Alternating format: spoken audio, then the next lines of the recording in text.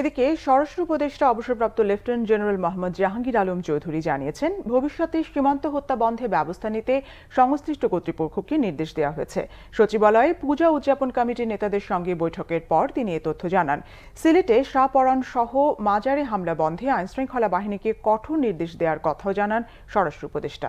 Report Syed Abdul মোহিতের।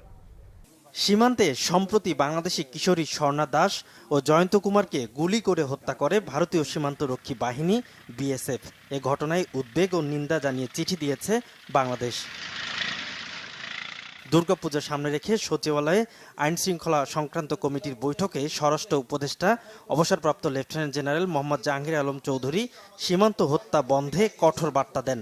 ভবিষ্যতে এই ধরনের ঘটনা যেন না ঘটে এই ব্যবস্থা নেওয়ার জন্য আমি সংশ্লিষ্ট অথরিটিকে আদেশ করেছি এবং আমি আশা করব ভবিষ্যতে এই ধরনের ঘটনা ঘটবে না। পূজার সময় কিন্তু এখানে আরেকটা সমস্যা দেখা যায়, যেহেতু আমাদের যাওয়া আসা করে, মানে এই পারের লোক ওই পারে পূজা দেখতে যায়, ওই পারের লোক এই পারে পূজা দেখতে আসে।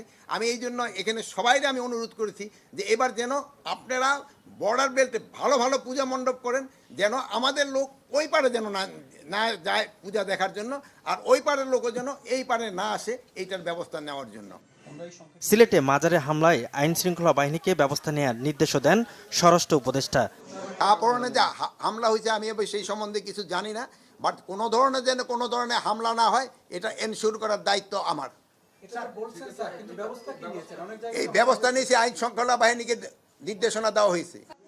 বৈঠকে তিনি জানান, এখন পর্যন্ত সারা দেশে ৩২,৬৬৬টি পূজা মণ্ডপের নিরাপত্তায় সরকার প্রয়োজনীয় পদক্ষেপ নিতে যাচ্ছে। আকাশে হেলিকপ্টার থাকবে এবং দশমীর দিন ডুবুরি থাকবে, আমরা এভাবে সিদ্ধান্ত নিয়েছি।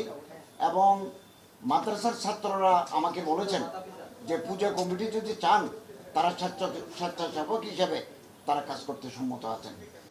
দেশে বিভিন্ন সময়ে মন্দিরে হামলার বিচার না হওয়ার অভিযোগ বাংলাদেশ পূজা উদযাপন পরিষদ নেতাদের। আমরা প্রত্যেকটা ঘটনা বলেছি, 5ই আগস্টের পূর্বাপরের কথাও বলেছি। প্রত্যেকটি ঘটনা ওনারা আমাদেরকে আশ্বস্ত করেছেন যে ওনারা আমরা যদি তথ্য সঠিকভাবে উপস্থাপন করতে পারি তাহলে ওনারা বিচারের ব্যবস্থা নেবেন। সৈয়দ আব্দুল মুহিত, বাংলা ভিশন, ঢাকা।